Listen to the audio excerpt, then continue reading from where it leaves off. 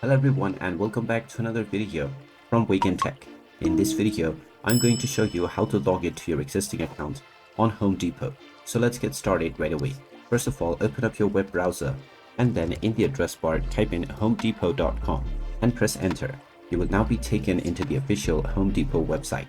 Now in order to log into your existing account, click on the login button at the top right corner and then click on sign in. You will now be asked to enter your email address. Just type in the email address that you used while signing up for your account and click on the continue button. Once you click on continue or proceed forward with two-factor verification, you can use your email or your phone. Click on either one of these options and you will need to check your inbox or your SMS to get this code. Once you find this code, just type it in within the verification box and then click on the verify button. And now you will be taken into your Home Depot account right away, from which you can immediately start your shopping. And there you have it.